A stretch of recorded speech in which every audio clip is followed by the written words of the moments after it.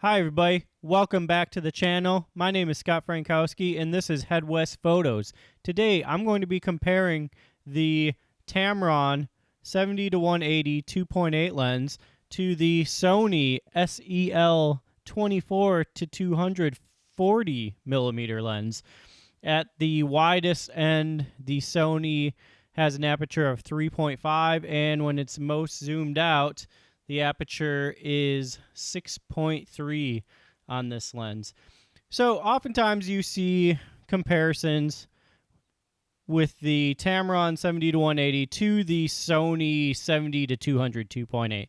That tends to, and that's a good comparison. I've watched many of those videos before deciding on this Tamron lens. So why make this comparison here? A lot of times, Tamron has the new 28 to 200 lens. That's more of a wide to zoom range in it.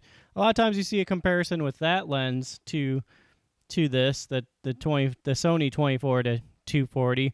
That kind of makes more sense. A lot of people are probably cross shopping those two lenses a lot. If you're looking for just a general overall a decent walk around lens, that'd be a good comparison to make.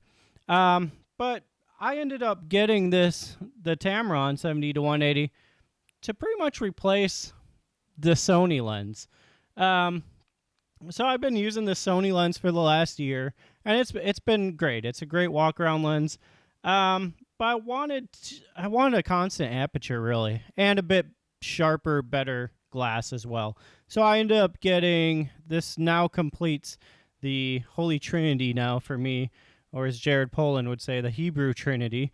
So I now have all of them from 17 to 180 millimeters, and in the three lenses here.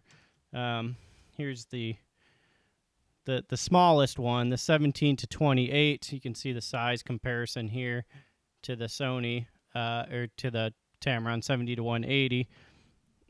Here's a comparison, size comparison of the Sony 24 to 240 to the Tamron 70 to 180. So I wanted to replace this lens with just bare glass, so I decided to go get into that, the three different zoom ranges.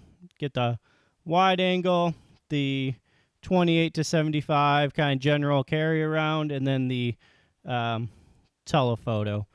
So, I'm not pro photographer by any means. So when I got into the full frame system, I thought the Sony lens would be all I needed.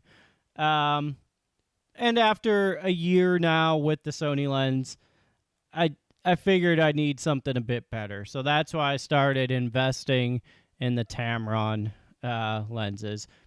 Quite a bit more expensive to get the Tamron Holy Trinity than just the walk around, but I think the picture quality has improved for me.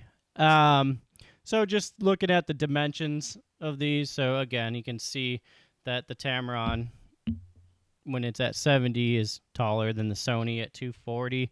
If I zoom the Sony out to 240, and then also zoom the Tamron out to 180, now the Sony is slightly taller, probably about by 60 millimeters, I would guess, just based on the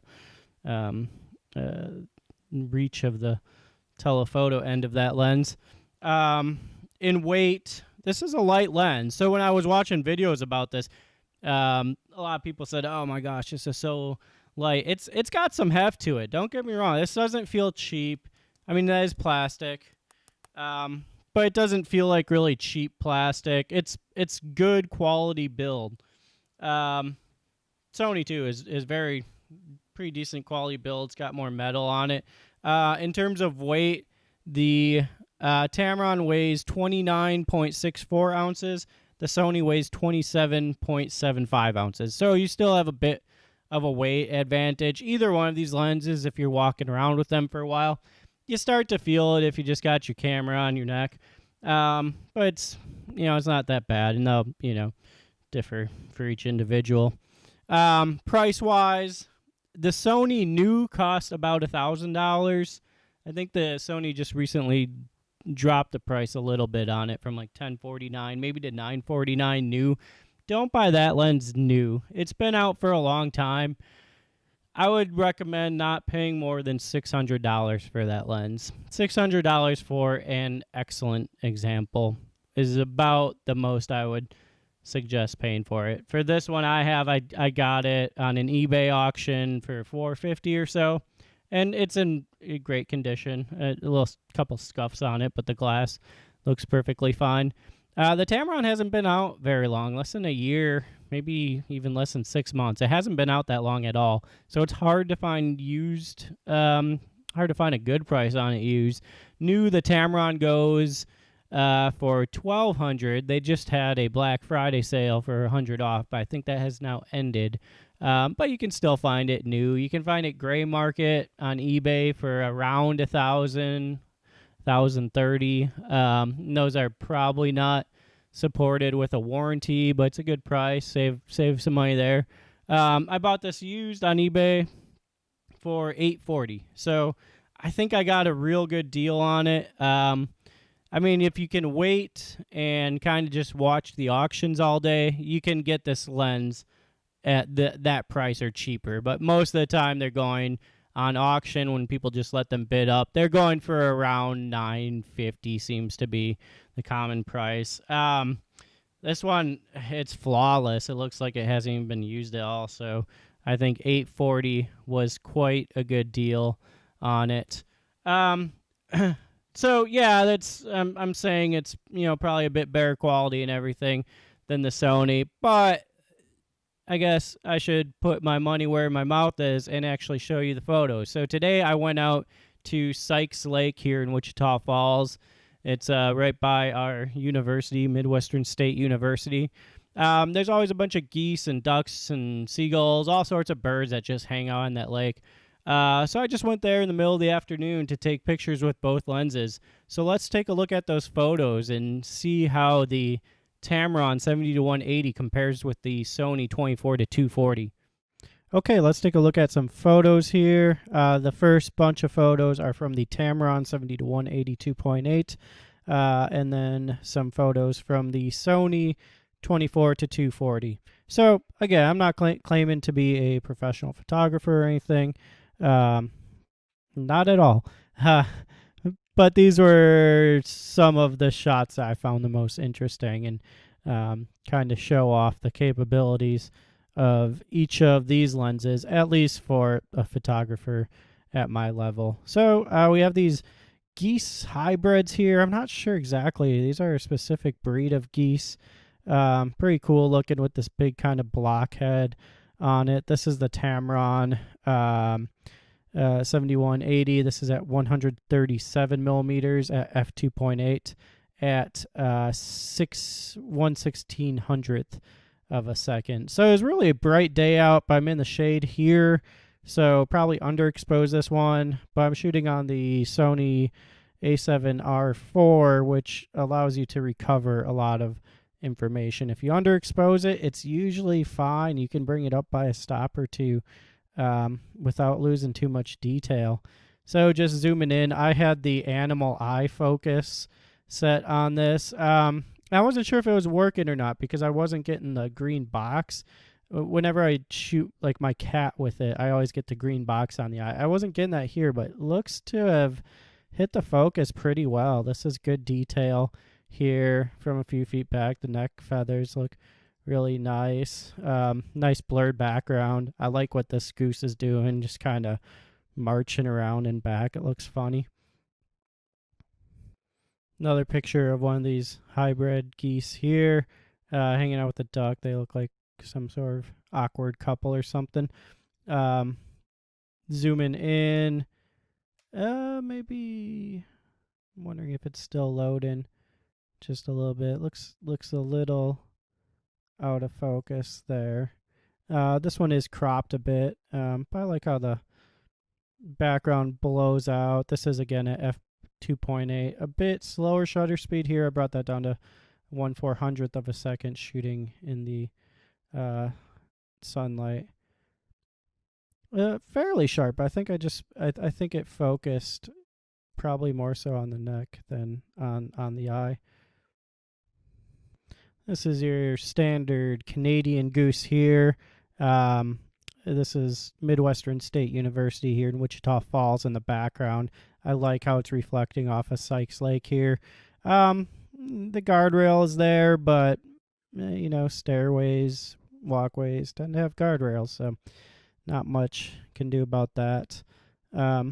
I just like the composition on this one, and it's that's tack sharp. It looks like it got right onto the eye. You can see a lot of detail. The goose was digging in the dirt. Its mouth is filled with dirt. Guess geese like that. Interesting photo there. We got this mallard duck here that I don't know if he's just about to jump off or was just shaking off, but kind of in a interesting pose here for the camera. Zooming in at 100%. Yeah, this lens is wonderful. Might have focused like right here instead of right on the eye. I can't tell. It looks really sharp to me. Looking at the little curly Q on its tail there. That's a bit probably out of focus. You can see the feathers look pretty decent. Yeah, you can see just a lot of detail in its feathers. A lot of detail in its bill. And the same duck here. I really just like the look he had on his face. Just kind of goofy looking duck. Beautiful bird. Zooming in at 100%. Yeah, it looks real sharp. Real nice color. So much color going on. Probably a lot in the range that a human eye or camera can't even see. In the ultraviolet ranges there. Really like that blue. No, it's not out of focus. Just took a second to load. Yeah, you can see the detail that the lens is picking up. So this is f2.8, 180 millimeters at 1/3200th of a second. And that camera is just picking up all the fine detail in the duck's feathers. Even has a little blemish there. I'll Photoshop that for you later, duck.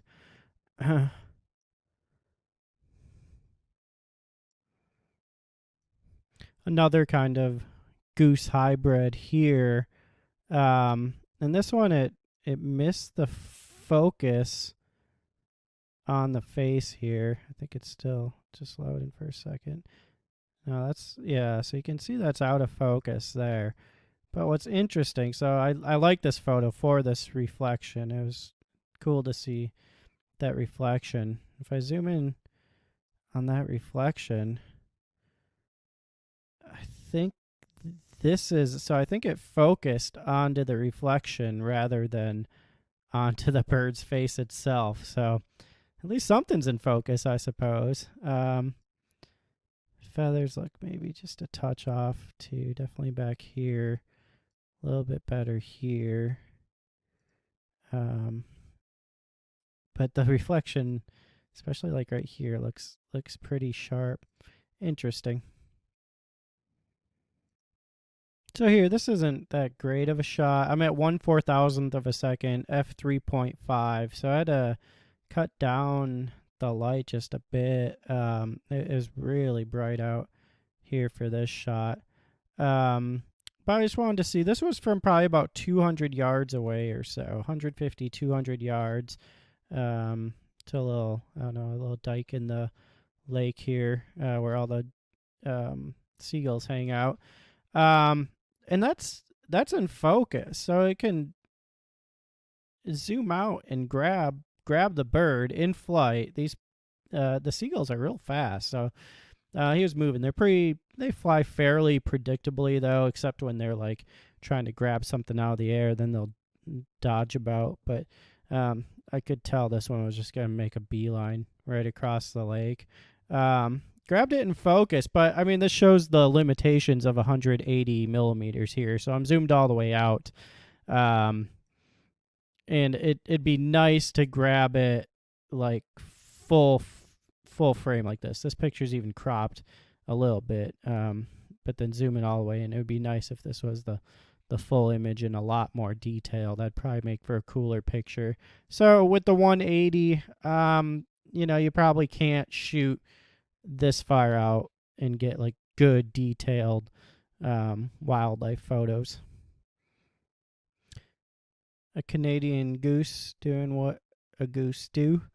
Shot at 1/3200th of a second, f3.5, 80 millimeters. Yeah, it looks good and sharp. The bird looks cool. Pretty low aperture, so the foreground's a bit. This may have been nicer to bring the aperture down more, just to get all the birds in relative focus. So at this point, I had sat down on the bench and changed my lens from the Tamron to the Sony 24 to 240. And all of these shots I'll show you are using the long part of that focal length, where it would overlap or go beyond the Tamron 70 to 180. So that's why I'm making this comparison here. So you can see how the lenses compare within a similar focal length. So getting these birds, these geese coming in for a landing here, trying to get an interesting shot with that. Zooming in, so it's not horrible, but it's a bit soft. Like the face, can't really bring out any good facial features. Now this is a cross. This is quite a ways. This is fully out at 240 millimeters. 1/800th of a second, f6.3. So whereas with the Tamron, I was able to use shutter speeds over 1600th of a second. This one, not as much able to get those high shutter speeds with the ISO at 100. That's not too bad. It's not great. There's like some, I don't know if there's like fringing on the water here. You can see like here, some odd colors going on. It may just be how the sun is reflecting it, but it doesn't look very good. So with this shot here, I'm at 198 millimeters, so just a little bit beyond the Tamron that goes up to 180. f6.3. I boosted the ISO here a bit up to 250, so then that allowed me to bring the shutter speed up to 1/2000th here. I really like the composition here. It just looks cool. The birds coming in for a landing. Zooming in, again, not too much detail on the face.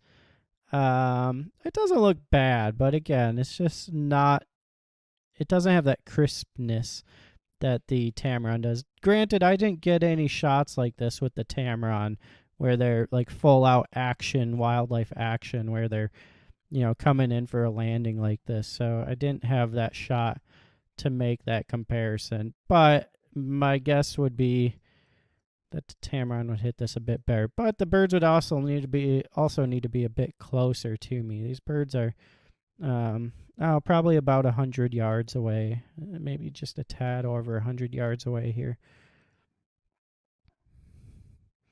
Another shot at 198 millimeters, f6.31, 12/50th of a second, ISO 250. I like how the path goes down here to the birds. That's all fine and good, but you zoom in, and this is where you see things I don't think the Tamron was doing to me at all. Just these highlights on the beak. I mean, it could be that the sun is just hitting it weird. But you can see a bunch of fringing there, noise, where it boosted the shadows a bit. Some odd colors in here. Again, it's fine, especially when if you don't zoom in, you're not noticing that detail. It's just when you start pixel peeping at it that you see kind of the flaws with what's going on there. More geese at 103 millimeters, f6.3, 1/800th of a second, ISO 250.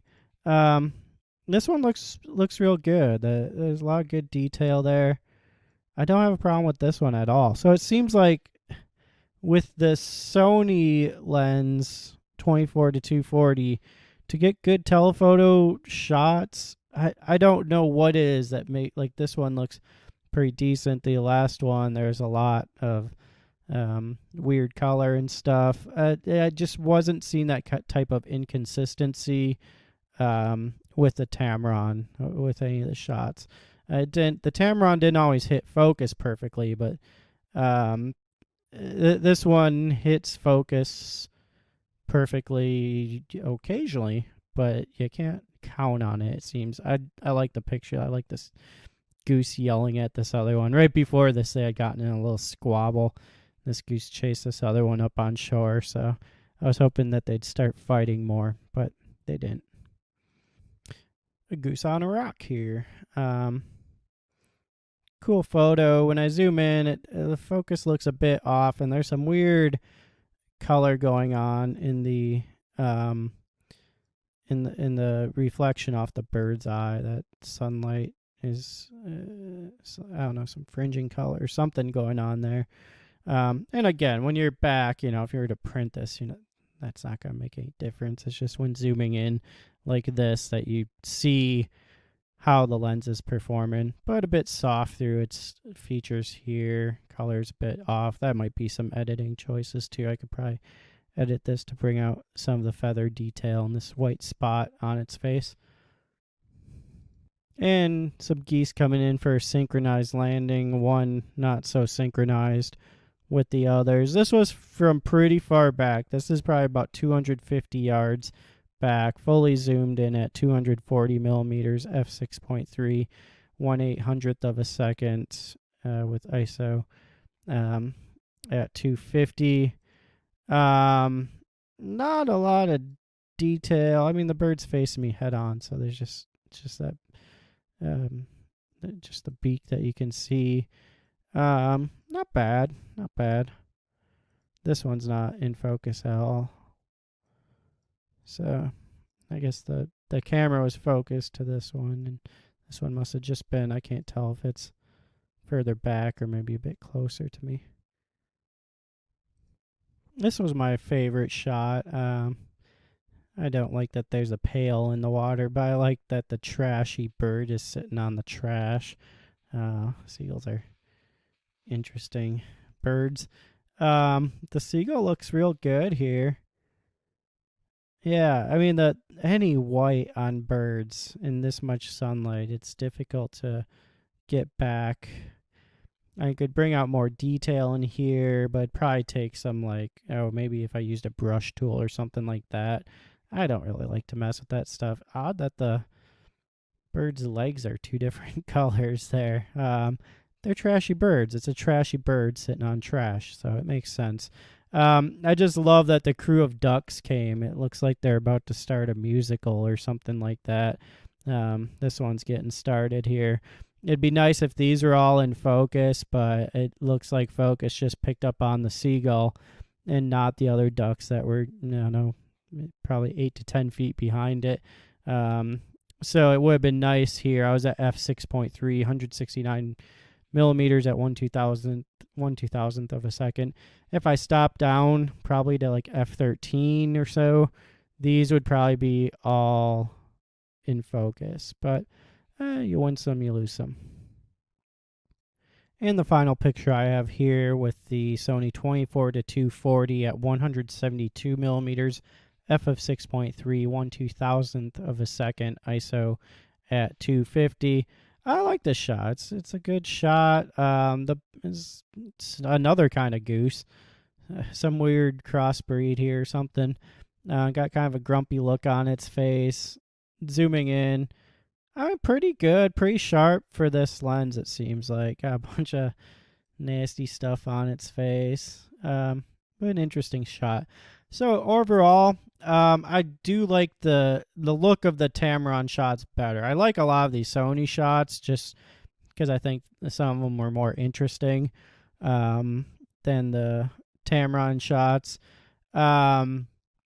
But that Tamron lens is so good, so I think that's pretty much replacing the Sony 24 to 250, or 24 to 240.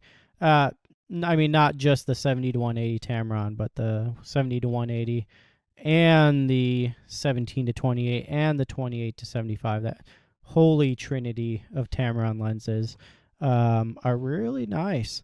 So let me know what you think. Would you stick with the walk around lens for telephoto photography, or move up into something like the Tamron 70 to 180, the Sony 70 to 200? If Sigma ever releases a 70 to 200 2.8, I've been waiting for that. Not that I would buy it now, but I wanted to cross shop the 70 to 180 with that, but haven't gotten the chance to. Yeah, so that's my comparison of the two lenses. All right, everybody, please subscribe to the channel if you enjoy the content at all, or just, I don't know, want to make fun of my photos or whatever you want to do. Hit that subscribe button. All right, bye, everybody.